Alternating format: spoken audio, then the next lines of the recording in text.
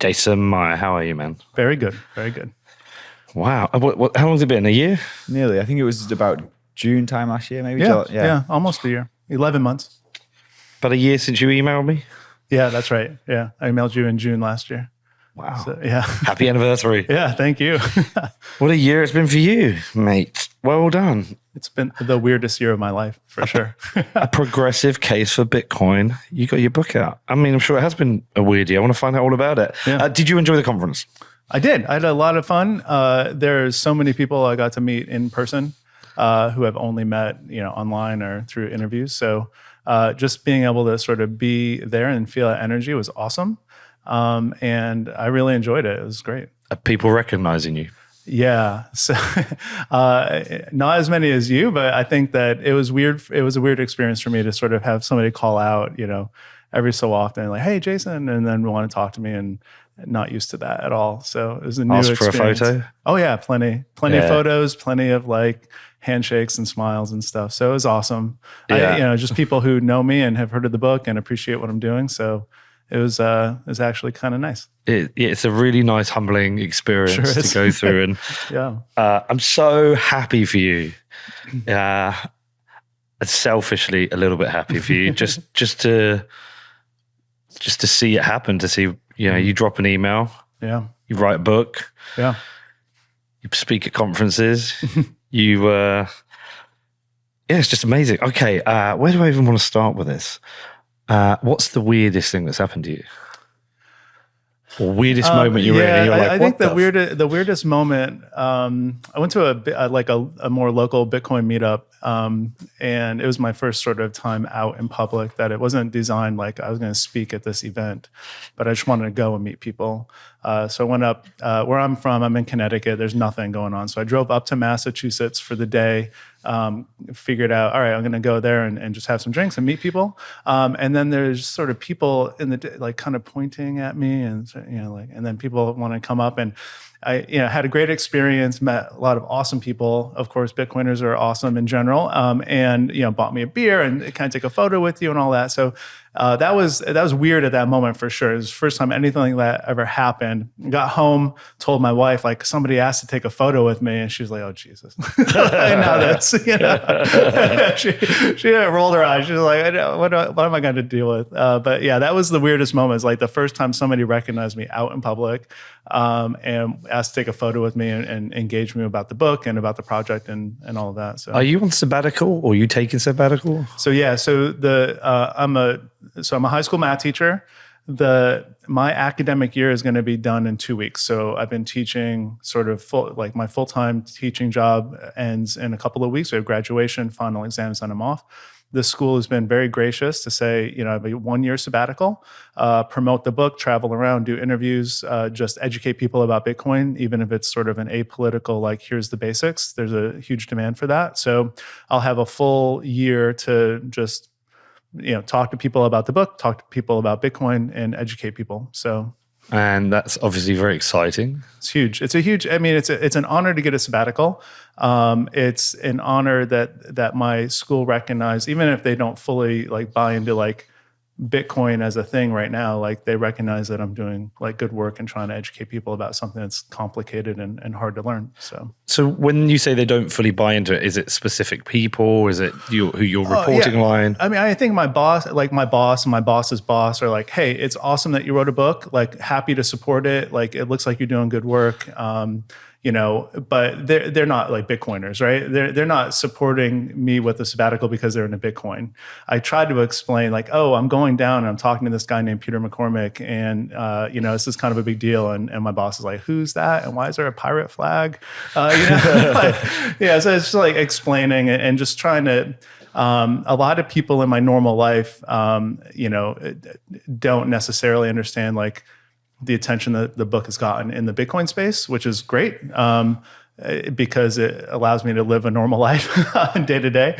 But it's been an interesting dynamic where now that the book is out, people are starting to come around and say, "Oh, wow, this is actually a thing." And you are getting a lot of attention and stuff like that. So have you tried to orange pill them? Oh, yeah.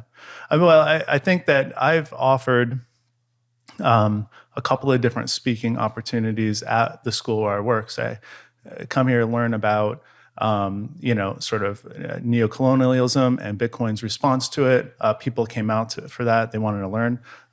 Next week, I'm offering Bitcoin basics, sort of apolitical, like just learn about Bitcoin.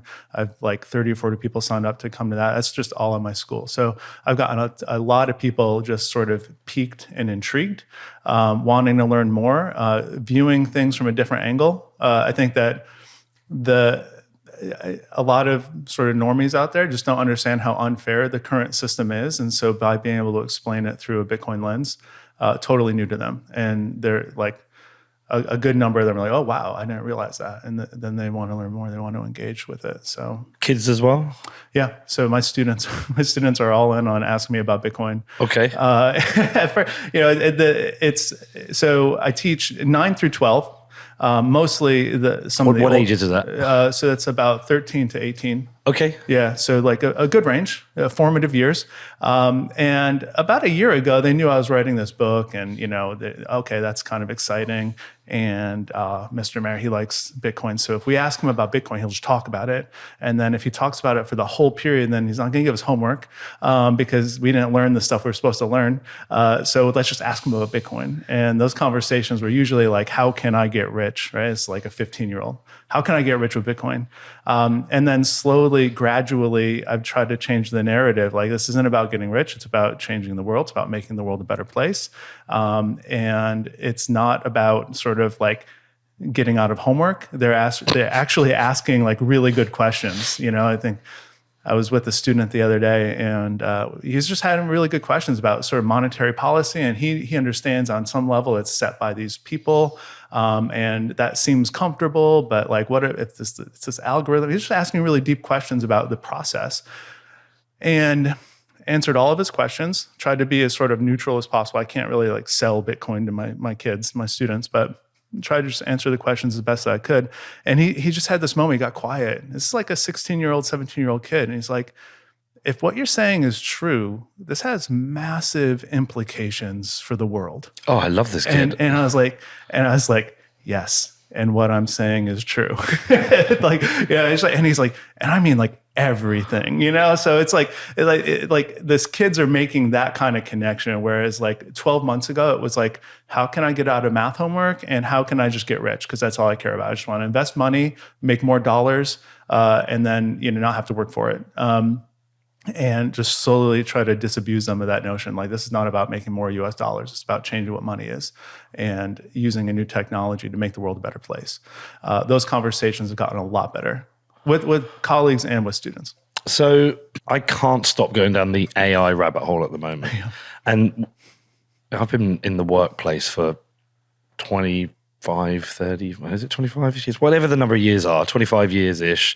Mm. But like we're similar age. Yeah, we are. You remember a pre-internet era? I do. So, you know, we lived through the internet coming. We've lived through Bitcoin coming. There's lots of fads and things that come. I know that AI is going to have a profound impact on the world. Yeah. And so you as a math teacher, teaching kids 13 to 18, I think for the large percentage of that class, by now they've learned everything they're going to use in math for the rest of their life. You're now onto the things whereby there may be needs for specialisms, from some form of engineering, whatever. But and where I'm actually going with this is that I could put up a strong thesis and a strong argument that you teaching them about Bitcoin in a math class is more important than teaching about the math they should be learning at this moment. And the question I keep coming back to at the moment, I've had a couple of conversations here. I don't think the world of schooling, I mean, I think it's been behind for a long time, setting kids up for the future jobs, future workplaces. Now more than ever, I'm looking and going, I'm hugely questioning what my daughter's going to do for the next 5 years in school and whether the majority of it is going to be a complete waste of time. Yeah. And actually, I should be completely rethinking her education and perhaps sending her, there are specialist schools, like specialist creative schools, you know, coming up with real strong skills that may play a role, more of a role in her life. I don't know what you're thinking as a teacher. I mean, are teachers talking about AI? I know I'm going down No, it's different fine. rabbit hole here, but and I'm happy to talk about teaching too. Like what I find fascinating is you're on. So I'm on Bitcoin Twitter and I'm listening to people talk about it, and like they're talking about AI and Chat GPT, and what are the implications, what are the uses, what are the dangers. Months later, teachers get wind of it, like the people I work with, and they're thinking about it completely from the wrong direction, 100%, where they're just worried about kids cheating. Yeah. I was like, you idiots need to realize that this is your job, right? Like, this is not about a kid cheating on an essay. This is about you no longer having a job being a teacher. Like, this is what you need to be thinking about, right? So, and try to drill home. Get past like, oh, this kid cheated on this math test or this English essay, right? This is actually about something much bigger. And, I think that, so we're talking about it, the conversation's just starting. And I have a lot to say about the idea of like, what is math education and what's useful and what's important for kids to learn. And you're saying like, all right, by the time you're maybe, 15, you've learned all the math that you need. maybe earlier. And that's true for some percentage of the population, maybe even a large part. But there's pretty complicated math that goes into AI. And if you want to make AI, then you need to understand the complicated math, right? Oh, of course. And there's pretty interesting and complicated math in Bitcoin. So if you want to really understand Bitcoin, then you should probably know the math. But it's almost a discrepancy where people, if you're good at being a math teacher, it's not about the content, it's about a way of thinking. It's about being critical, finding patterns, recognizing what truth is, recognizing how you can explain yourself in a way that is logical, and you can make a persuasive argument. Like, all of those things are within math teaching too, right? So, and those things don't go away. In fact, they're more important to understand. How can I be skeptical of information that I'm getting? How can I display data that I have? How can I make a calculation to confirm something being told to me? How can I do a back of the envelope, like understanding like, oh, this number that somebody's telling me seems way off? Those are all very important skills. And it's not just about sort of the content acquisition. It's like the soft skills. How do you collaborate with somebody on a mathematical project? How do you actually communicate your ideas in an effective way? That's what I'm doing in my classroom. That's what I'm trying to do. And that's all my colleagues are doing that too. So it's not just, oh, do you know how to take a derivative or do you know how to solve this equation? Like, that's part of it. And you think of it as building blocks for a way of thinking, as opposed to this is just, I'm here and this isn't, I'll never use this again. Well, if you want to be a person who thinks logically and like concretely and can solve problems, then you're going to need math, and you need to train your brain to think that way. It's not just about like, nobody remembers the math that they learned in high school, right? Like, very few people, like me and people who do it for a living. But it's a way of thinking, and I think that's an important way to think about it. Define cheating. Well, we went through all of this rigmarole to come up with a new policy. Like, you're allowed to use Chat GPT if the teacher says you can and you cite it. I think anytime you're submitting work that was somebody else's and you're not giving them credit, that's cheating. And we had to rewrite our rules page to include like AI with that, right? So if you're trying to pass off a certain kind of work as your own, then that's cheating. So if my daughter came to me and she said, Dad, I just got an A in my English essay, and I used ChatGPT to write the majority of it, I think I'd be proud. I'd be, because what I'd be thinking is, you've learned a productivity gain that gives you an advantage over everybody else to improve the quality of your work. And the reason I say that is, I've said on the show a lot of times, we're using AI now. Yeah. Did you see the Rail Bedford strategy I put out? The strategy? Yeah, like the multiple slides for our strategy for next season. No. So I put it out on Twitter. It's like a 25 slide deck. Okay.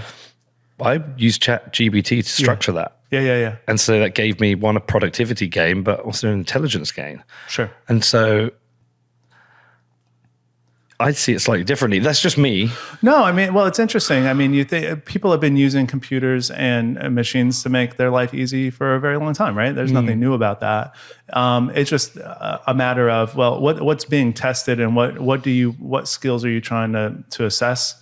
If it is writing on your own or coming up with a persuasive argument, then there might be a place for using AI to help you with that in the real world or in your job or whatever. Like that's happening. There's no doubt about it. So I think the way teachers are thinking about what's cheating and what's productive use and what's more efficient is all in flex, right? Like it's absolutely like as a math teacher, like kids have calculators, right? And there are plenty of times when the questions I'm asking, it doesn't matter if they have a calculator or not. They have to be thoughtful and creative and come up with a way to solve the problem. It doesn't matter if they have that machine in front of them. Other times, like I'm dealing with a younger student and they need to have some number sense and they need to be able to do a computation. And I take the calculator away and say, well, I'm testing a different skill right now. And so it's just a matter of like, how do you want to leverage the technology? What are you trying to assess? And what are the real world skills that you're building? Like using AI to do your job is going to be part of the future. So like it would be a misstep for us to eliminate it completely from education. And do you think your schools had taken quite a progressive approach to accepting AI, considering AI, or is this just happening everywhere? From my sense is that our school's approach seems consistent with other peer schools and other places. Now, I can't speak for all schools, but I think that there needs to be a balance between understanding what you can enforce, what are the goals you're trying to get at, and like how can you actually leverage like real intelligent use of these tools. And I think that's what we've been trying to highlight, right? It's not like you can just plug something into ChatGPT and expect it to be good no matter what. You need to actually ask it good questions, or you need to hone what it's giving you. You need to validate the information you're getting. So just thoughtful, intelligent use of the tool. Okay, interesting. And you actually think there's a genuine threat to the teaching profession? I think that if teachers are focused on my students are going to cheat with this exclusively, and they're not thinking about what's my role 15, 20 years from now or 10 years from now, then there could be a threat. I think that good teachers are not going to get replaced. If you're teaching your students how to think critically, how to solve problems that are real world problems, how to be creative, then there's no danger to your job. Like you're going to have a job. And if that's through the lens of teaching them math or through the lens of teaching them Spanish or English, like you'll have a job. People are going to want to, send their kids to human beings to learn those kinds of skills. If it's like, we all have the internet in our pocket, right? So like you don't need to teach them these facts anymore. Like how many US Supreme Court justices are there? Well, like I don't need to know that necessarily, right? I have that in my hand. Any other fact you can pull. What you need to learn is communication skills, critical thinking, problem solving. I keep saying it, but that's really what we need, right? So do you think there needs to be a rethink of curriculums? Yes. The entire structure of schooling? Yes. Yeah, I think your specialist schools make sense, right? In the future, you have a desire to do something and you're interested in it. There's no reason you need to be sitting for 1 hour in this classroom and moving 1 hour to that classroom and then learning different things necessarily. Like it's important to have a wide range of like basic knowledge and ways to think. But to specialize in something that a vocation or an interest that you have is absolutely a thing I can see in the near future, right? I just broke your pen. That's all right. I feel terrible. I brought two. I don't know how many books I had to sign, so I brought two of those orange pens, and I got it free from my work, so it's okay. Okay, I don't feel so bad. You can keep it.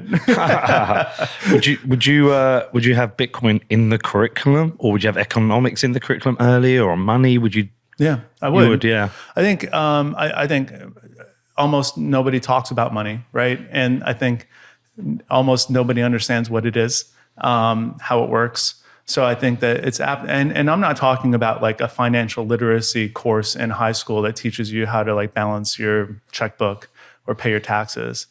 Like we do not teach money in schools. Like how does the Fed work? How does the central bank work? How does the treasury work? Like these things are not taught, and they're not taught for a reason.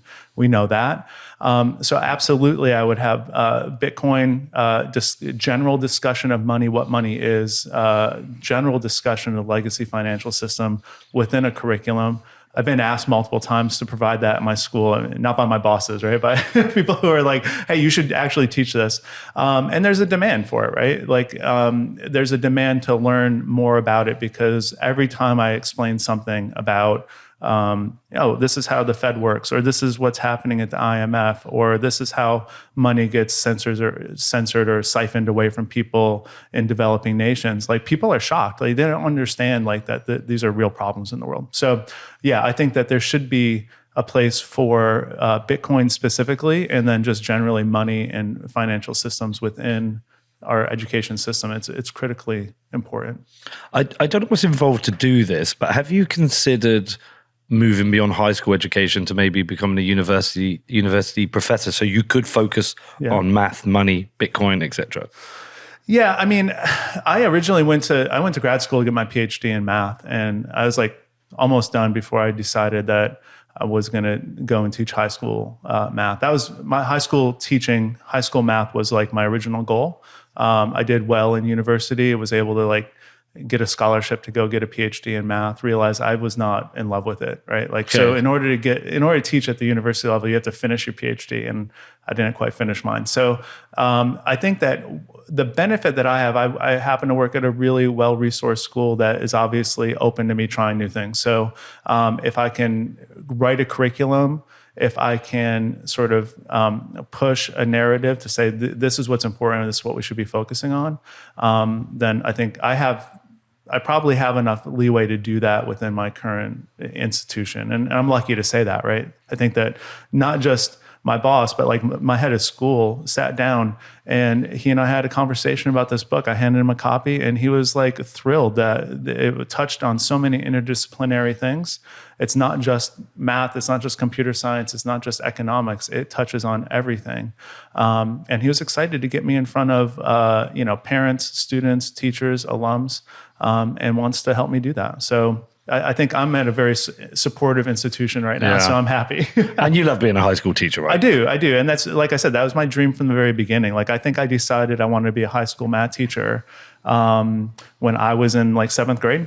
Right. Like, that was the dream. And I mentioned that people chuckle, like, oh, it was like your childhood dream to be a math teacher. Like, what a loser. It's like, it's true. It really was. Like, fuck those people. Well, I think that, when somebody thinks you're joking, but then they're the only one laughing, you're like, no, I'm being serious. Like, I wanted to be a high school math teacher forever. And I love it. I do love my job. I love working with the students in the classroom. I like my colleagues. So I wouldn't want to change that necessarily. But I do think there's a place for Bitcoin conversations within that sort of schematic. And during my sabbatical, I applied to actually teach like a continuing education class about Bitcoin in a town next to mine. So like, I'm going to go up twice a week, drive up to the next town and teach people who are just like adult learners, like who want to learn about Bitcoin. So there's opportunities for me to just get the message out in other ways too. So start a meetup where you are. Yeah. You should definitely do that. I'm trying. I'm considering it. Obviously, the book has been put out, so like I've been busy. But there's a handful of people near me who I think would really appreciate it. It always starts as a handful of people. That's right. That's each. I mean, it doesn't. So some guy was telling me his first one, 2 people turned up. Yeah. And then he said 5 people turned up, and then it was 10, and now they're at like 20. And I was like, that's how it starts. I mean, we've seen those videos of Andreas Antonopoulos at a conference presenting the most incredible high-level Bitcoin content to 7 people. Yeah, exactly. That happens, but right.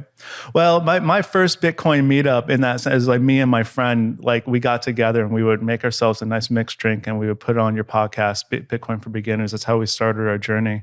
Because this guy was like, we should just keep learning about it. And so like there's people near me who are into the idea and would probably support a meetup. So yeah, I mean, my wife was supportive of that. She's like, you need to have a meetup like in our town. You know that, right? I was like, yeah, I know. I do. So she just wants you to stop talking to her about it. Get you out of the house. Yeah, she and I have had probably my best Bitcoin conversations I've ever had have been with my wife. She's she's smart and interested and looks at things from a different angle as me. So she's never gotten to the point where she's told me to shut up about it yet.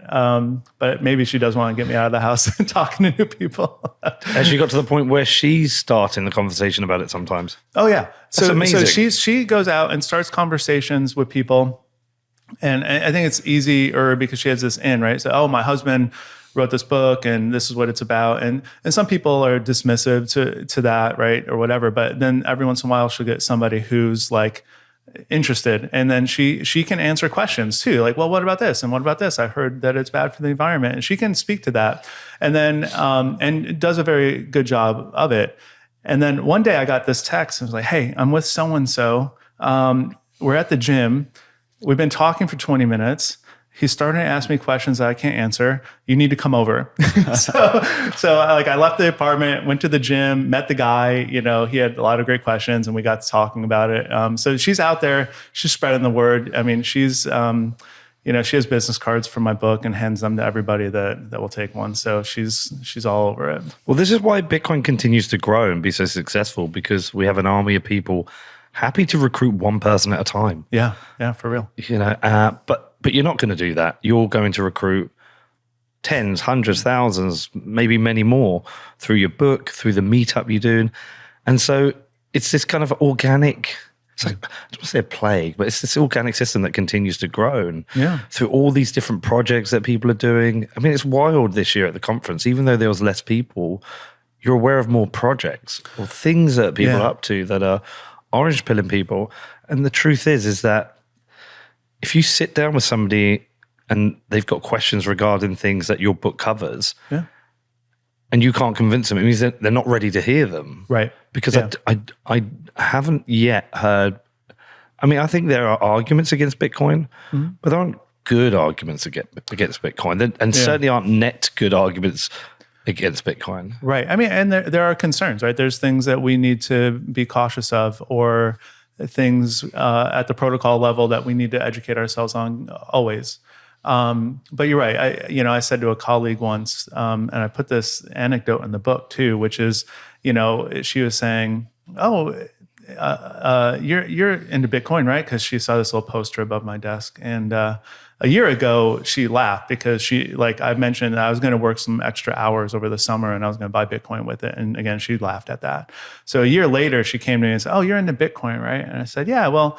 And we got to talking. I said, "You don't know anybody intelligent who's studied Bitcoin for 100 hours and thinks it's a bad idea. Like, you just don't." And she said, "Oh, so you're saying that I should buy Bitcoin?" I said, "No, I'm saying you should study Bitcoin for 100 hours. like just learn about it. You're not, there are arguments against it, but there, like you said, there aren't good ones, and there aren't ones that are a negative. Like, this is a way to improve the world and help people." I think the message is to just keep learning and educating. I think that the book is one way to do that. Having conversations with people is super important, and just being open to meeting people where they are. That was the motivation behind the book. Like, meet people where they are, help them learn, care about teaching them about Bitcoin.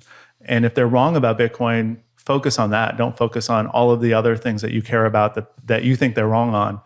You don't need to convince them of those things before you convince them that Bitcoin is good. So amazing. Well, let's talk about the book. Sure. Not everyone listening would have heard our previous interview, although I would encourage them to go back and check it out. Yeah. It did do very well. But I think because there has been this bubbling movement of progressives into Bitcoin, my argument's always been the same. It's the most important book written for conservatives about Bitcoin. Yeah. I stand by that argument. But just give people a bit of a TLDR, a bit of a reminder of why you decided to write this book, what the spark was. Yeah. So if we go back, I know that this is true because I have a Google Doc where I created it. And I said, I said to my buddy, we should write a book about this because there's nothing in the space that addresses this, right? We need to write a book. So I started that Google Doc September of 2021. At the time, I was still head of my math department. So my work, my fiat job, was just all consuming. Didn't have time to actually write a book. So I spent a long time just sort of thinking and doing bullet points and learning and reading as much as I could. quickly became like the buddy of mine I offered. He said, "Oh yeah, let's write a book together." And then it became clear that I need to write this book by myself because this guy's pretty awesome, but he's not gonna. He's just not. He's going to be a super support for me. And he actually was the first person to edit it for me. But he was not into writing a book with me. So I wrote the book. The motivation is interesting, right? It's called A Progressive's Case for Bitcoin. And it's very clear to me, and maybe hopefully your audience will hear this. I did not write the book because I was trying to learn about Bitcoin and I was offended like as a progressive person, right? I was not like on a political level like, oh my God, like this is horrible, something has to be done. I wrote the book because I'm a teacher and I know that it is impossible to teach somebody a complicated, difficult concept if they're not comfortable. So I've been in a math classroom for my whole career, teaching people mathematics they don't want to learn. And if they're not comfortable or they don't feel safe or they're afraid of it, they're not going to learn from you. You cannot do it. And so when I looked at the resources that were out there and saying, all right, well, there seems to be a lot of name calling, a lot of assumptions about people on the left, a lot of rude sort of comments and assumptions going out there, people will not learn if that's the environment they're walking into. They just are going to dismiss it, refuse to. And my instinct is always to help teach people, educate people, help them learn. And I realized it was not possible in the environment that we had at the time. At that time, when I created that Google Doc, Troy Cross had not been on your show. Margot Paez had not been on your show. Alex Gladstein's first book, Check Your Financial Privilege, had not come out. Like, it was as if I was sort of swimming in this void alone, or it seemed like I was alone. And it was only sort of during the process of writing the book that I got to meet those people. All of a sudden, I remember being on the treadmill and all of a sudden there's like Margot Paez and I was like, holy shit, like there's somebody else, right? So like I got, through the course of writing the book, I got to meet people. That there is a community, like it is growing. It is important to have different voices. But when I started that Google Doc to write a book, which I never thought I'd actually finish, none of that existed in my mind, right? Like that world wasn't there. So I was trying to fill a void, and I think there is still a void to be filled. And that was the environment of starting the book, was like, hey, there's nothing out there like this, and I need to do what I can, right? What skills do I have to bring to the table to help? So that was the idea behind the book. Well, we recognized it at the time. Mm-hmm. Alex is great. We're huge fans of Alex Gladstein. I love the guy. I think he's a great person. Yep. We've had Anita Posh on the show. But what was happening is when we would have someone like Anita on the show, you would see the YouTube comments and it would be very critical of the left. Yes. Very, very critical of the left. A lot of people having to go at her. And then people would be writing us saying, accusing me of being a woke lefty liberal, whatever, which I'm clearly not to anyone with an intelligent brain. Sure. But I'd even reply to them and say, okay, let's go through our shows. Yeah. Libertarian from the right, libertarian from the right, maybe centrist, one from the left. It would be like 1 in 20 interviews would perhaps be someone from the left. Yeah. And so we recognize that if we didn't help and support a push from the left, even though, by the way, let's just put it out there, Bitcoin is politically neutral. Correct. It's a politically neutral tool. Yes. But you have to meet people where they are to help them explain things. And I think by doing that, you bring people together. Right. But anyway, we recognize that. So me and Danny just made this conscious decision. We're going to try and support and bring, we put it out there publicly. Anyone from the left wants to come on the show, let us know. We'll fly in. We did a whole bunch of shows. Yeah. Then obviously we heard from you as well. I can't remember the order of things. Sure. But we knew this was a really important problem to solve because it was self-defeating for people who are conservative to almost only see the conservative arguments for Bitcoin. Right. Because, like, I think it was you who said to me is, Elizabeth Warren won't be convinced by a Texas Republican why Bitcoin is good. No. But she might be convinced by Jason Maier. Right. Or her staffers might be. Exactly. And so we knew it was an important thing for us to become part of. And, we were so fortunate that Alex has been doing a great job. You decided to write a book. Troy decided to start, becoming public. Margot came. Oh, and everybody else. I think it was just this thing bubbling up around us. But I think it's been great, and I think it's working. And I find two types of people who don't agree with me politically. Right? There are people who do not agree with me politically. They say, "All right, I'm right. I'm libertarian." But what I think what you're doing is great for the space.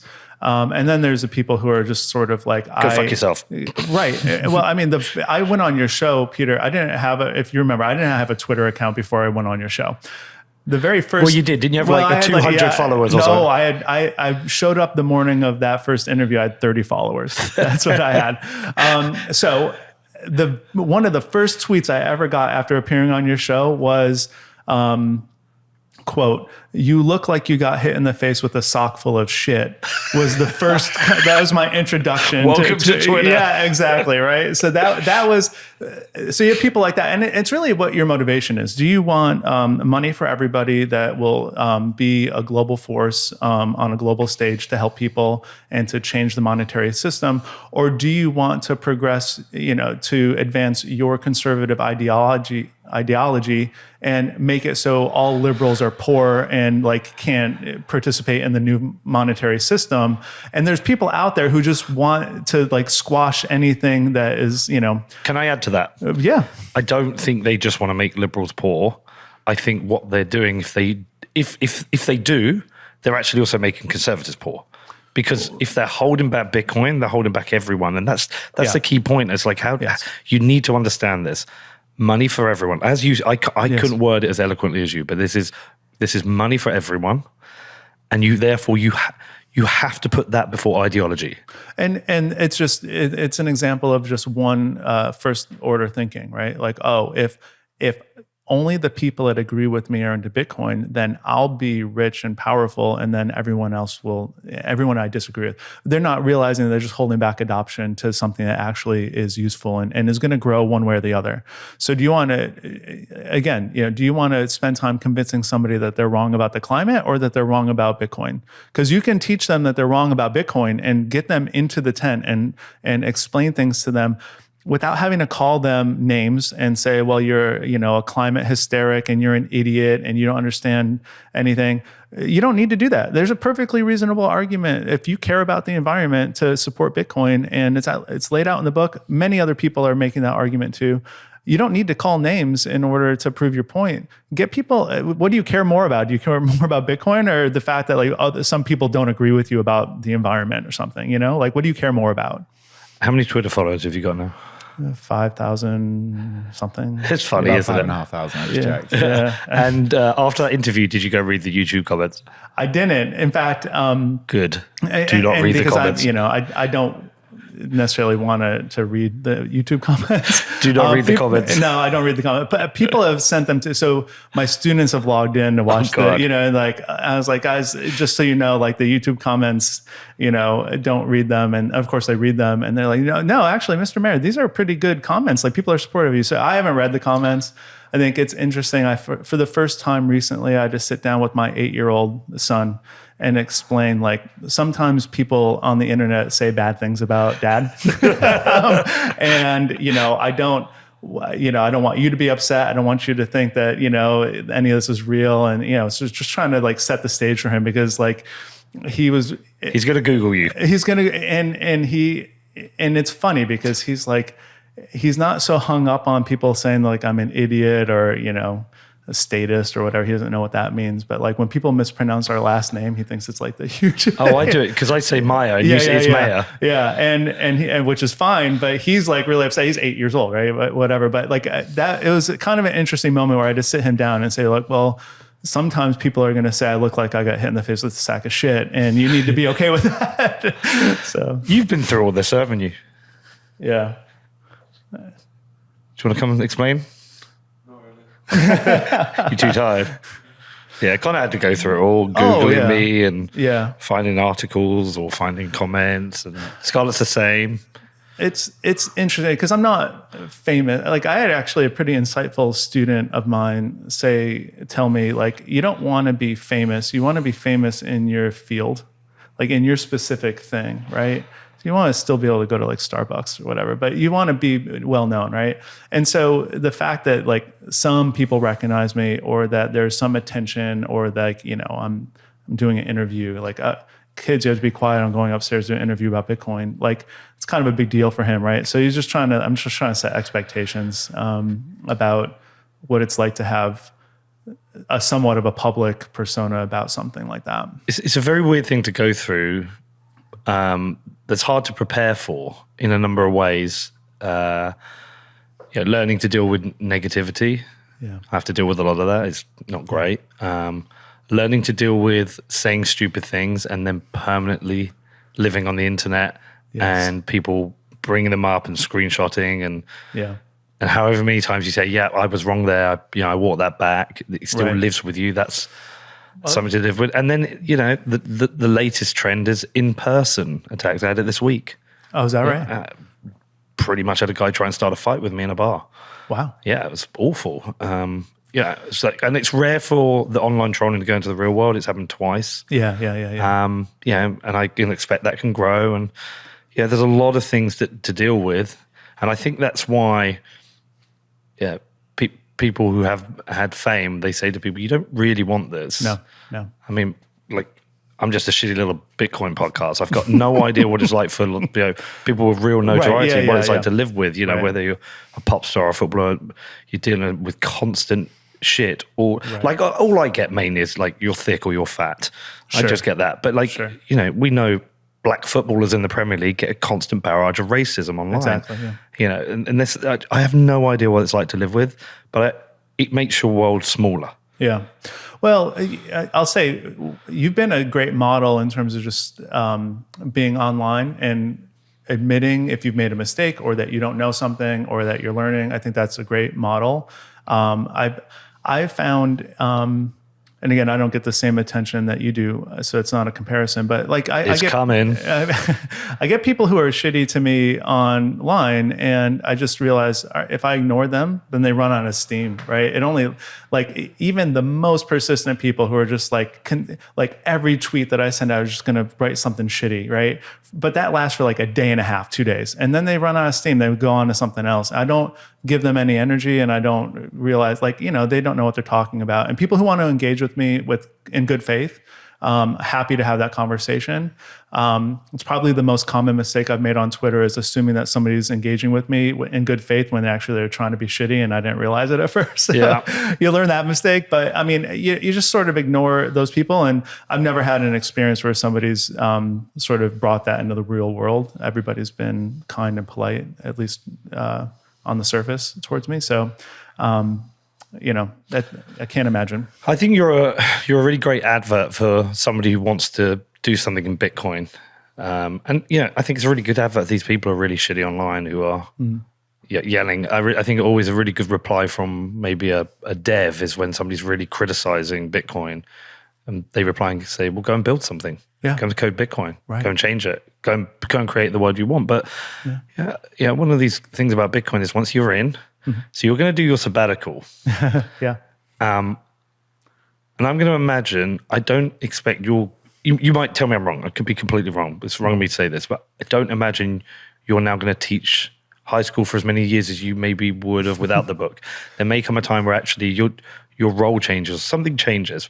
Yeah. But because it's really alluring to be part of this. You're now at the forefront of one of the most important technologies of our time. Yes. If we talked about post-industrial revolution, the digital age, it's internet. It's probably internet, Bitcoin, and AI. Right. Probably the three. Yep. You're at the forefront of the change of money. Yeah. And then within your field, the bit you're covering, you're at the forefront because you've written the book. You've essentially written the Bitcoin standard of your cohort, which is explaining it to your cohort. It's a gift and an honor and for you to have that. And so you're going to want to do it more. And this is going to grow, and you're going to play a very important role. I can't even remember where I started with that bit, but... No, I mean, we're talking about fame and growing. And so so that will grow. Yeah. And I think I am, just to be clear, like, I don't have any specific intention of like stopping my teaching career, but I am also fully ready to take the next 15 months and put myself in the way of opportunity and to talk to as many people as I possibly can about the book, behind the ideas behind the book, behind Bitcoin itself, and just try to educate people, because that's my skill set, right? Like I know some coding, but not enough to like contribute in that way. I can teach people things. I've made a career out of teaching hard, difficult, scary concepts to people. And so that was my intention. And that's how I hope to contribute. Sorry, I remember where I was going with that. Yeah. I was saying you're a great advert for somebody who is maybe on the edge of this thing and they think, I want to do something. We get emails all the time. It's so like people, they'll say, we'll work for you for free. Can I intern for you? Can we translate the show? There's people who want to do stuff. And people are always asking how they can contribute. I mean, you're just a great advert. You recognize there's a missing piece of the education. Right. You said, I'm going to write the book. Mm-hmm. You dropped us an email. You came on the show. People became aware of you. Yep. You sold out your Kickstarter. That's right. Yeah. Yeah. I double funded the Kickstarter. What was the original target? So I want to get $7,000. So I thought I could probably get it typeset and edited for that much, right? And you got 15,000. And I got close to 15. Wow. So, and that happened. I mean, again, the huge support from the community that I don't even think I realized the hunger for the book that was out there. There's people coming out of the woodwork constantly since then, saying like, this is the book that I've always wanted. This is the book I want to hand to my relatives. There's a lot of people out there who don't want to hand the Bitcoin Standard to their relatives because there's things in that book that are off-putting. And then there's things that they're going to look up, who wrote this? And they're going to Google some videos and I don't want to learn from this guy. Like this guy, that's not my guy. I know, not my guy, right? And that's fine. Like I'm not going to bash anybody for what they believe or what they're advocating for. But like, if your goal is to teach people about Bitcoin, then you got to do it in a way that meets them where they are. So you can't convince them that they're wrong about seed oils and the environment before you convince them about Bitcoin. What's your priority? If it's Bitcoin, then you got to give them a resource that they can relate with and feel good about. Well, so you're this great advert. Anyone listening thinks, I'm going to do something. Jason did it. I did it, Jason and did it. I'll repeat for the record. I wrote you an email the day I stepped down. My term as department chair terminated just 5 years. Now I'm no longer the boss of that department. I have more time. I'm going to write my book. I think that morning I dropped you an email, you and two other people. You're the only one who got back to me. That email didn't ask you to help the book. It didn't ask you to go on the show or anything. I just wanted to interview you so I get a quote from the book, right? That's all I wanted.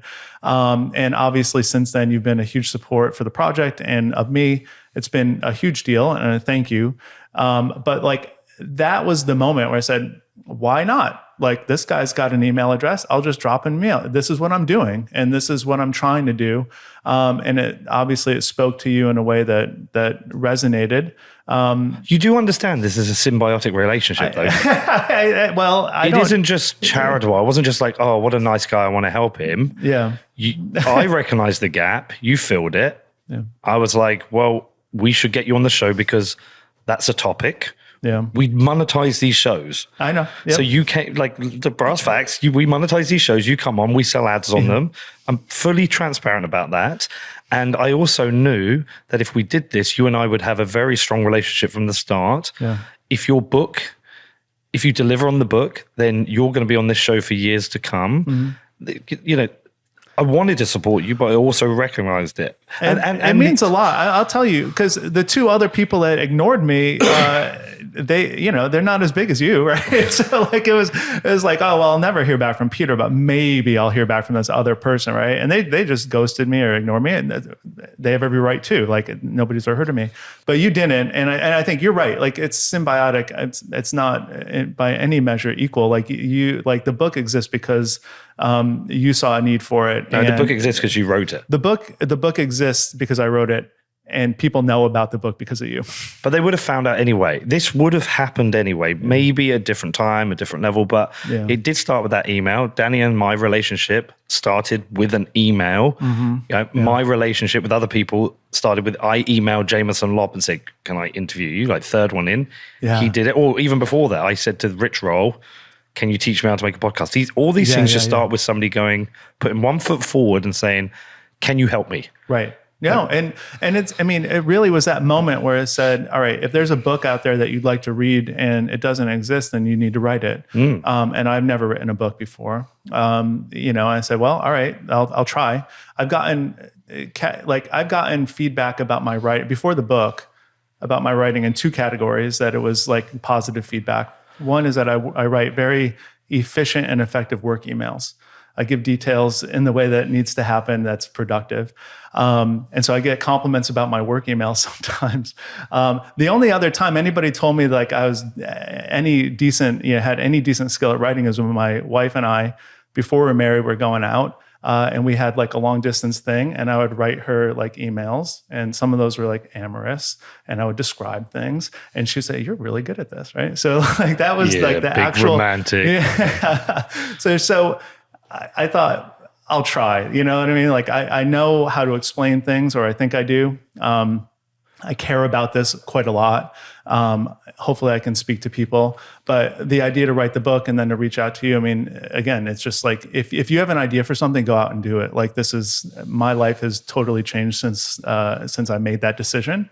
And it's been a wild ride, and I just, I feel like it's been a net positive for Bitcoin and a net positive for me, for sure. And anyone listening, if they've got that idea, they could email us. I mean, the emails in the show, we say email us. Yeah. And we don't care if you got 30 followers on Twitter or 300,000 followers on Twitter. I'm proof. Yeah.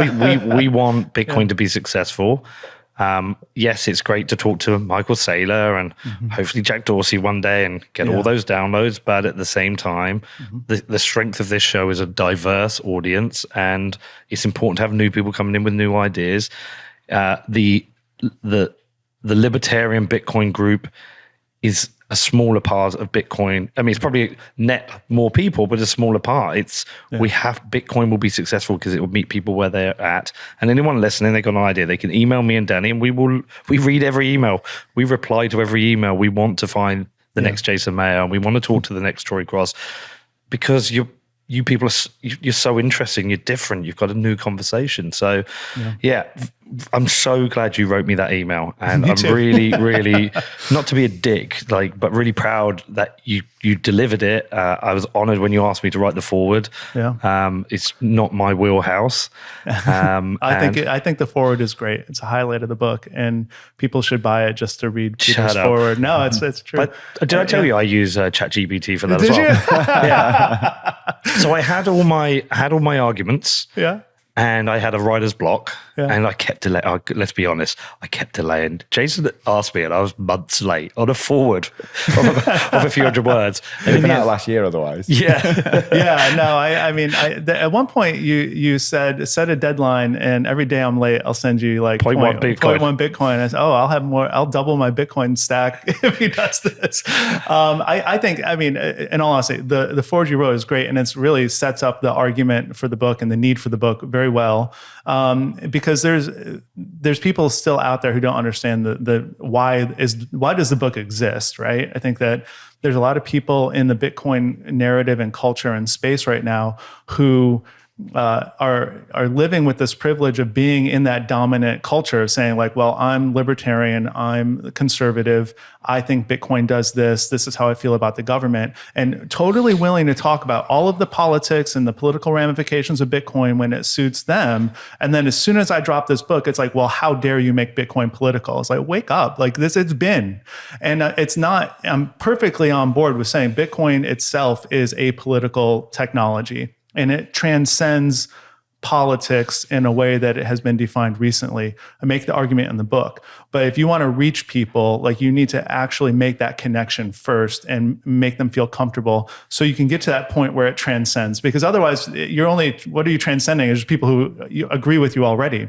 So it's like, I get this criticism all the time, like, why are you making Bitcoin political? Well, the culture around Bitcoin is already political. And if you don't see that, then that's just because you're sort of in the same culture already. And this is not, if you actually believe in Bitcoin and you understand it, like, this is not a threat. There's nothing I can do to make Bitcoin worse or break it, right? Like, well, don't judge it by the cover, the old cliche.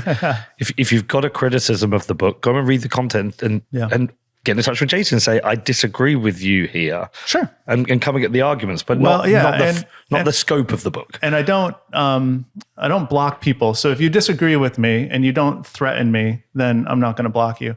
But I'll say, like, but blocking is a great strategy for growing your awareness and sales. But I'll say the people, there's been a number of people who I think are very well intentioned and say, well, I'm just going to sort of like bite my tongue. I'll read the book. Like, I don't agree with you politically, but I'll read it. Do you know how many books I've read about Bitcoin where I've had to bite my tongue or like swallow things I disagree with? Like, or read through chapters all about shit that isn't really about Bitcoin, but like you're going to try to make it sound like it's about Bitcoin. You know how many books I've sat through and read and listened to? You can do it too. Like, if you care about Bitcoin, you'll make it through the book. I promise you. Like, I've sat at dinner with you and watched you bite your lip. That dinner is infamous around. That dinner is infamous. Yeah. I think I've managed to. I told my wife and my friends about what happened, and I've only told them like a third. Because, but anyway, I saw. I don't know if you want to name names. I saw him at the conference, and we gave a hug. And he's a great guy. Normally, you can only repeat about a third of anything Junseth says. Yeah, it's fine. It's Junseth. Junseth doesn't mind. Including, I told him we were going to be on the show, and again, he's sort of like, well, make sure you talk about this, and it's just a cheeky way of like, so I get he's a provocateur. He's a provocateur, and I'll tell you, like, it's not unfamiliar to me. Like, I am in a classroom day in and day out with 16-year-old boys who think that they're the most clever person in the world because they found a way to say something that's insulting or offensive, and you can't really call them on it because they did it in this really clever way. And I got to say something really offensive to you just now. Like, I get that all the time, right? I get that's a 16-year-old boy's brain, and that's exactly what some people in the space do. Like, oh, if I find a way to talk about this issue because you're a liberal and you're progressive in a way that you can't exactly call me out on it because I'm not quite being offensive, then I'm the most clever person in the room right now. It's not new to me. And that's what happened at that dinner. And that's what happened, a couple of days ago at the conference too. Well, look, that would actually be a fascinating show to make, Jason and Junseth together. The problem is Junseth knows he's just trolling a lot of the time. Like, he doesn't believe everything he says. He's just trying to get a reaction. Right, exactly. And again, that's exactly to the point where, like, I have students in my classroom who don't, and I'm not trying to compare Junseth to a teenager. Like, he's a very smart and capable person who knows a lot about Bitcoin and cares a lot about it. But I get that a lot already, right? Like, I already get that, like, oh, like, I know that the school doesn't allow me to like criticize this kind of thing. So I'm going to do it in a clever way. And it's like, all right, fine. Good for you. But you won that. Junseth does have very solid, intellectual, strong arguments. Yeah. I mean, I could think of a number of people I'd love to pair you up with. I actually think you and American Hoddle would be a great interview. I would like that too. I think because he's to me one of the smartest. Well, you said this first. One of the smartest Bitcoiners out there. Yeah. Unfortunately, he created this caricature at first, which masked that. But I'd love to see you sit. Do well with Safe Deed. I'd be fascinated to watch it. I just think there's so many different people I could pair you up with now. So what happened at the conference? Oh, I mean, we just saw each other. You said another thing at the conference. Oh, a couple of days ago with Junseth. Oh, it was just Junseth. Yeah, just Junseth, right? And he was just being himself, and I was being myself, and I'm not looking to have conflict. And he was trying to egg me on a little bit, like, make sure when you go on Peter's show, you mention this. And I was like, yeah, funny. Yeah, I'm not going to do that. Did you speak? Did you speak at the conference? I spoke on the news desk, so I was up. Sort of, like in between shows, but I wasn't on the stage. Maybe next year. Okay, so the book, you released the book. Yeah. Went #1 in digital currencies. It did, yes. Broadly, how did it do as well? I think, it's hard for me to say, right? The book is published by Bitcoin Magazine. They did a great job with it. And I get quarterly reports, so every quarter I'll get to know how many books sold and I'll get my check for the books. Like, I think it's doing very well in the sense that, for David Bailey the other day, oh, you're selling more books than Gladstein. You know that, right? I was like, I didn't know that. And you don't make it a big deal. That's probably not true anymore, but it's doing well enough. I think that it's gotten a lot of traction, at least on my scale. It's gotten traction on Twitter. People are reading the book, saying nice things about it. So certainly, I think the publisher is happy because they're going to make their money back, no problem. And I'm happy because the book is in a lot of people's hands. And do you know if it's got in the hands of any politicians who've actually read it? Not that I know of. So I do have an event in Washington, D.C. next month where I'm going to go to Capitol Hill with the Satoshi Action Fund, and I'm going to actually deliver books to House of Representatives, person to person, just me handing the book to them, or maybe their staff, depending on the person. The book is also going to get mailed to every Democratic senator in the U.S. Senate.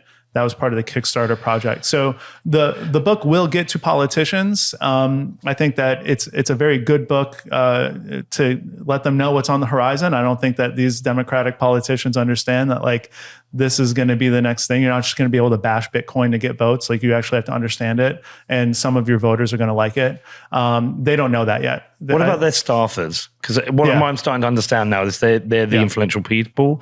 Do you know them all? Are you getting copies to them? I think that through the Satoshi Action Fund, they are in very close connection with staffers, and they kind of know the deal. I'm not a political operative in any way, so I'm gonna try to leverage the connections I have to get the book into people's hands. For sure, getting this book into a hand of a staffer is almost more important than the actual politician, right? Because that's the person who's making decisions, the filter to the politician. And so, it's a long game, right? Try to orange pill the voters, try to orange pill the staffers, try to get the politicians making good decisions, try to get the politicians understanding what the hell they're talking about. All of that takes time. So, big shout out to Dennis Porter. He's actually doing a great job. I think really he's found his niche.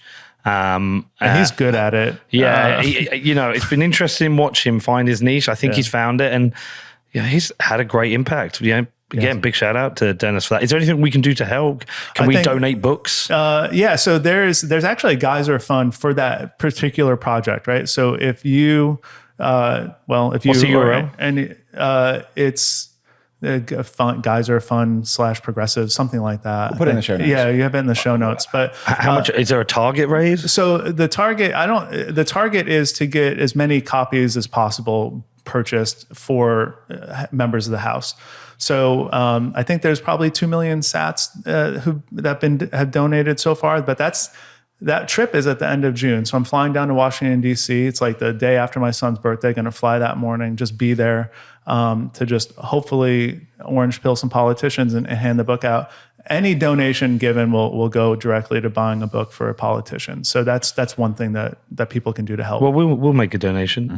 What's 2 million sats? It's not a lot. It's not enough because there's a lot of $600. Yeah, it's a nice start, but if we want to get books into more people's hands, then all the support. We'll give some more. Well, I was definitely one day late on the things. I owe you 0.1, but we'll put 10 million sats in there. We'll do it. We'll do it. Remind me at the end of the show. We'll make a donation. Right. Anyone listening, make a donation. This suits everyone. This is good for everyone. Yeah. Okay. Feedback. Yeah. Good, bad, ugly. And any negative feedback where you were like, oh, actually, that's a good point. It's a good question. No, it was perfect. So on Twitter, it's funny. I've proceeded to talk about the book and the ideas behind the book quite a lot. I'm just trying to, again, the Twitter, and I really mean that the Twitter account exists because the book exists. I wouldn't be on social media otherwise. And so I don't think I've ever tweeted anything that wasn't specifically about Bitcoin. But people have been, honestly, in general, even before the book came out, I was maybe expecting much more sort of vitriol and hatred pointed at me. And to my surprise, it's been 9-1. I think 90% of people are supportive or respectful, and only 10% are not. Since the book has come out, there has been there's not been a person to reach out to me who's disagreed with something in the book, or maybe just people haven't read it or critics haven't read it who are critical of my ideas. But nobody's reached out. I mean, literally one person reached out and was like, hey, just want to let you know, like on page whatever, there's a little typo. And I was like, great, I'll fix that, But it was like literally no arguments to say, hey, what you said here is wrong, or I disagree with you. And again, like if you're into Bitcoin, even if you're not a progressive, like you can get through the book. Like it's not going to ruin you. Like I've read a lot of books that I don't agree with politically to learn more about Bitcoin. And if you have somebody in your life that you care about who considers themselves a liberal or progressive, and you want them to be orange pilled, like it's good for you to read the book. Like talk to them in a way that resonates with them. And if you don't have anybody in your life that you want to orange pill that's liberal or progressive, you need more friends. Like that's it. Like just go meet people. Yeah. So the feedback has been really positive. And people are saying things that that speak to the purpose behind the book, right? Which is to orange pill people that they love and care about. So you say, this book is great because it's the first book that I feel comfortable handing to people, or you explain things very clearly and you make it accessible. Like those are things that speak to me because that's exactly why I wrote the book. And that's been great. In real life, people have been very supportive, like my colleagues and people that I know in real life. There's been a large contingent who are just interested, like, I didn't know this about Bitcoin, teach me more. And then there's a contingent of people in my real world that are smugly dismissive. They just look at me and as if they know everything and just like, oh, well, you're wasting your time. You get used to that.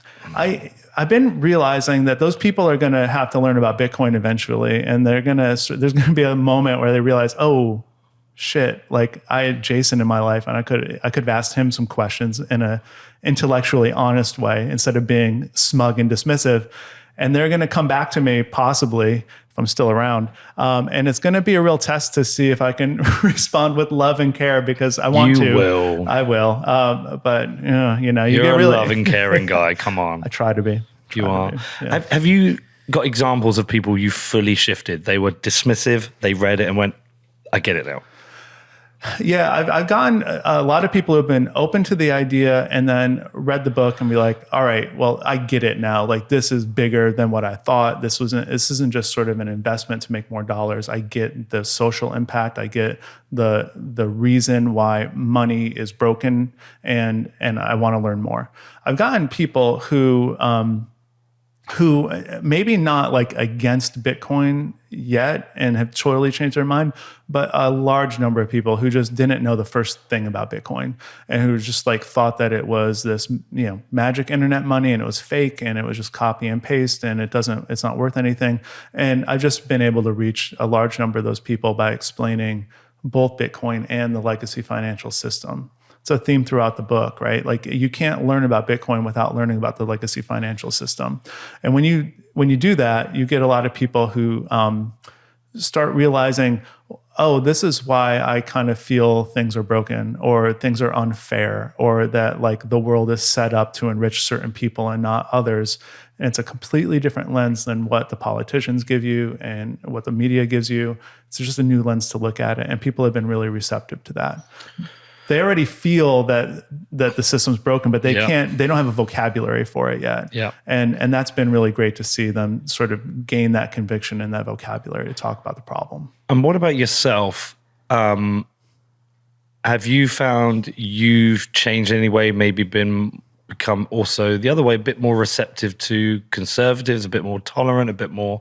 I'm not sure the correct question, but do you see where I'm going? Yeah, a lot of people ask me that, right? Like, oh, like you started out progressive and now you learned about Bitcoin and you're not progressive anymore, right? And, well, no. Oh, no, I don't mean that. No, I know. But sometimes... Other people do mean that, but... No, I think what it is like, for example, I was definitely...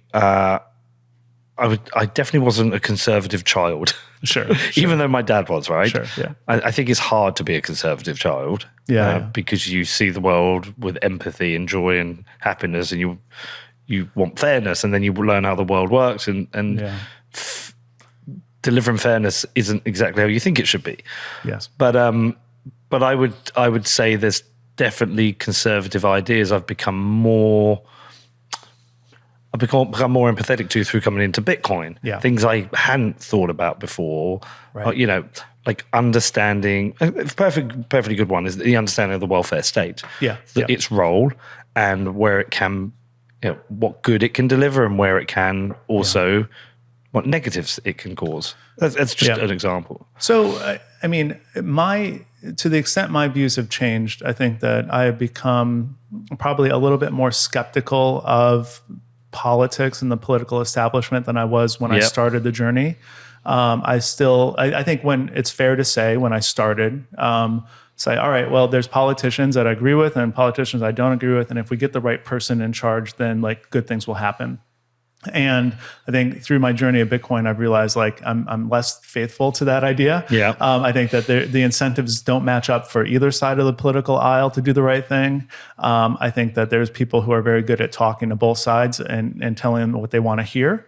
And I think that I am probably more open to hearing conservative arguments about a variety of issues and thinking about them in a more nuanced way than I was before. I think I've been a little bit more able to take apart what you get, you know, just sort of mainstream liberal media sends you a message, and then I've been able to sort of see that in like another dimension. All right, well, that is maybe I agree with that, and it feels good because I'm hearing something I agree with, but there's actually a depth to it and a nuance that I can appreciate that not everybody agrees with what this was just told to me.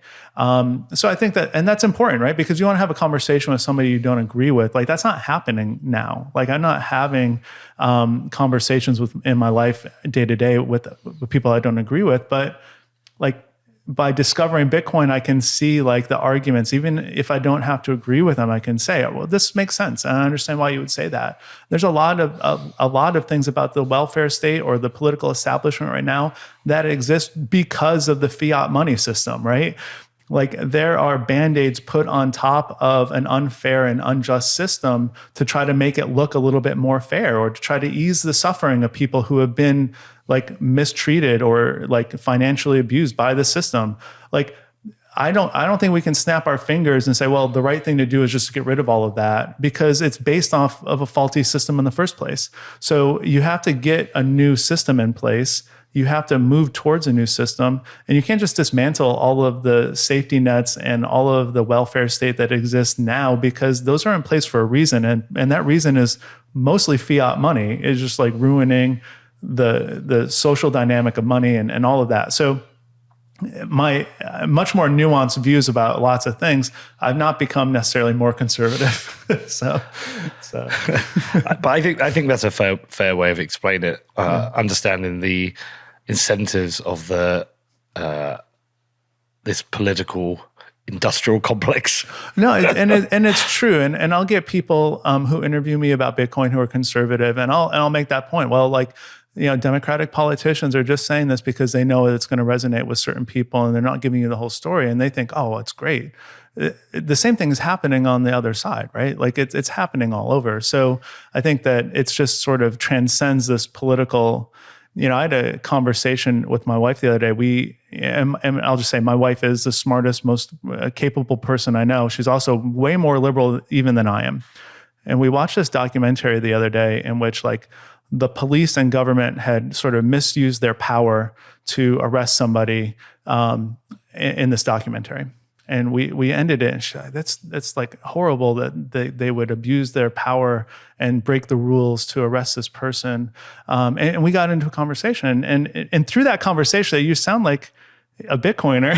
I mean, like you sound like somebody, and she's like way even more left than I am in a lot of ways, right? And she had this epiphany. It was like, you know, like yeah, like there is common ground here, and there's people who are incentivized to like keep us fighting. And so even though she wouldn't agree necessarily with like, you know, Republican politicians or like the conservative movement on lots of things, there is moments where there can be overlap if you can get past that narrative piece, right? It was a beautiful moment for me for her to say like, the people in power are incentivized to keep us fighting with each other instead of seeing our common ground. Like that's the power that Bitcoin has. We just have to get the book into people's hands, have to get them orange pilled so then they can transcend. They're not going to transcend first. They have to understand Bitcoin first. Well, this is why I think a lot of people hope that Bitcoin will, will bridge that political divide. Yeah. I think most of us see what's going on now. Balaji put out a great tweet recently, but I can't remember the dates on it, but it was blue dots of red dots. I saw that. Yeah. And then now it's just completely separated. Separate. Yeah. But when we talk about money, the issues of money affect everyone. It is apolitical. Yes. Inflation affects every single person the same. Recessions affect everyone. They do. And they affect some people more than others, right? Yeah, but we're all affected. Yeah. And so it is the place we can all meet and agree that we all benefit from a better financial system, every single one of us. Yeah. So that could be the start of bringing people back together. Absolutely. And I found just in general, if you want to learn about money and understand money, stop listening to economists, start listening to philosophers and sociologists. Like talk to people who study how we think and talk to people who study society, because that's where money is and that's how it works. And the more you can learn about money and the monetary history and how it works and how it's supposed to work compared to how it's working now, the better off everyone will be. And it is a common ground. There's nothing political about it to have money that works. So you can transact in a way that's free and fair and transparent in the way that how money is created. None of that is inherently political or needs to be fought about. Like that is a common ground. Oh, and I think that's why it's been a good time for Troy and Andrew Bailey and these philosophers coming to Bitcoin. Yeah, I think the libertarian arguments for Bitcoin suited it at the time. Yes, for the 4 to 8 years ago, and I think right now this arrival of yourself and other progressives, I think the arrival of the philosophers, I think the arrival of the macroeconomists, that's a reflection on how much Bitcoin has permeated different parts of the world, society, culture, and we need this growing body of conversation and nuance. Let's have competition of ideas. Let's talk about what Bitcoin is, how it affects people. Let's not just pigeonhole it. I mean, the goal is in 100 years they're not called Bitcoiners; they're just called people. Right? That's the goal. And if that's not your goal, then I'm sorry, then we're not on the same, and we're not working for the same thing. Like my goal is in 100 years, it's just people and everyone's using it in one way or the other. And that's philosophers and economists and libertarians and Democrats and Republicans and everybody else. So that's what I'm hoping. I think that, I wrote this book thinking that, one day it's not going to be needed anymore. If it's successful, then we don't need the progressive case for Bitcoin anymore because it's just seen as a neutral money that anybody can get into, People, this is for like the class of 2024, 2028. It's not for the class of 2030, 2032. Like people aren't going to need it anymore if it's successful. So that's the hope. Well, because the robots will have taken over as well. Maybe. We'll all be dead. I'll have to write a new book, all right, well, now we need a new argument. But like if the book is successful, then it's not needed in the future because we don't need a progressive case for Bitcoin in a perfect world. People feel comfortable learning and understanding and welcomed into a community without needing this resource. So that's the goal. And in the meantime, buy it and give it to people so we can get to that point. It'll be the robots case for Bitcoin. They'll know, right? Know. There's no world in which AI is taken over that they're not using Bitcoin, obviously. Do you think you've got another book in you? So I am I'm on sabbatical to promote the book and to educate people about Bitcoin. Here we go. I've promised my family that I want to write a book for 1 year. So I'm not against the idea of writing another book. I think that there's potential for a more apolitical conversation too, which I'm happy to engage with.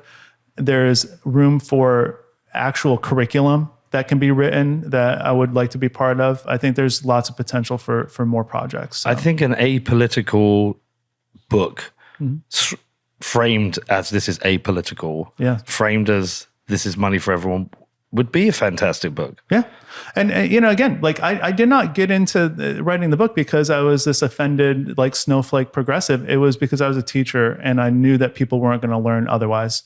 Certain people weren't going to learn otherwise. So my goal has been, what is the pedagogy of this? How do you teach people about Bitcoin? That's how do you reach them? Me and Danny both looked at your email. We're like, What's that word? Well, it's the pedagogy is how you teach somebody something, right? And the goal of the book is to teach somebody a complicated, difficult concept that's scary to them in a way that's comfortable and gets them on board with wanting to learn more. If you're a teacher who cares about something like that, then this is what you want to do. You want to get them hooked. You want to get the student interested, asking questions, continuing their journey in a way that's very welcoming and not scary. So the pedagogy, I mean, that's the primary thing. It's not about the progressive case. I mean, that's very important and very useful and important right now. But it's about the pedagogy. How do you teach people about something that's difficult and scary and important to them? They need to learn it. Well, listen, again, I don't ever want this to sound condescending in any way at all, but I'm just so proud to have seen you do this and watch it and just watch this journey you've gone on. It is brilliant. And again, I say it's an advert to anyone listening. If you're listening thinking, I want to do it, just do it. Just start, put one foot in front of the other. Right. You know, one day Jason opened up a Google Doc and started something.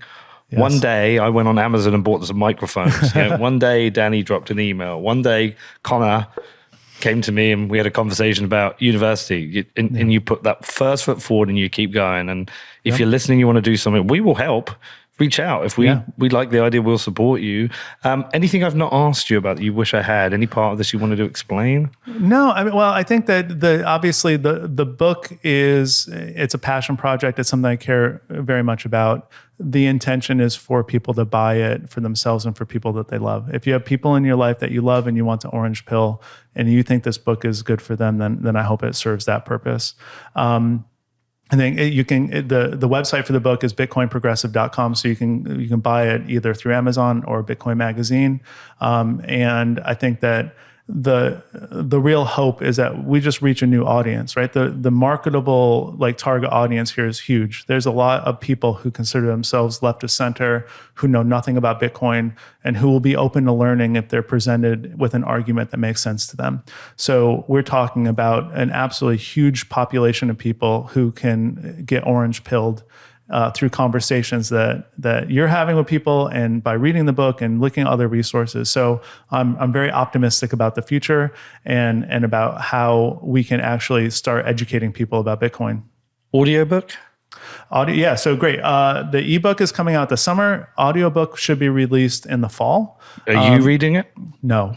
I'm going to have a professional read it. I don't like my voice. Nobody likes their voice. Yeah, no, I know. So they're going to, Bitcoin Magazine, who published the book, is taking it very seriously. They're going to have it professionally done. They're going to be a nice audiobook available for people in the fall. That's how I consume most of my Bitcoin learning, with headphones on, doing I wanted dishes. to be Guy Swan. Yeah, well, it might be. I think that they're working on a way that makes it work within their time frame because they want to get it out. And I think Guy, from what I understand, Guy is backlogged. He's got a lot of work to do, which is good. I saw him at the conference. I said, "You're the official voice of Bitcoin." Of course, yeah. You're the official narrator of Bitcoin. Yeah. I think that they got somebody else who I think is really good choice. I won't divulge who, but I think if that person agrees to do it, I'll be very happy. So, yeah. Well, listen. We're here for you. Anything you need.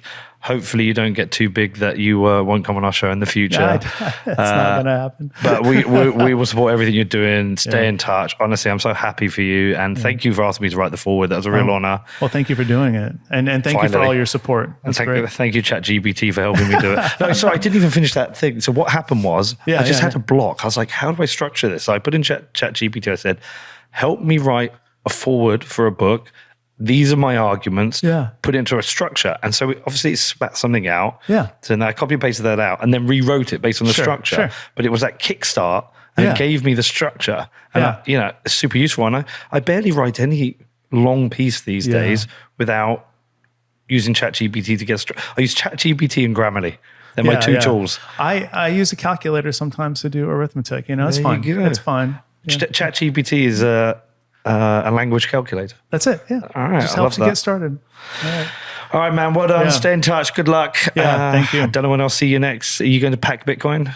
No. What? Pacific Bitcoin? No. I'm actually trying to. Yeah. I think my wife and I would like to get out there. So both of you would be great. I would absolutely love to do that. I think there's an audience for the message out there. So I mean, it's LA. Yeah, I just got to get people, like some people don't reply to my emails, so that's...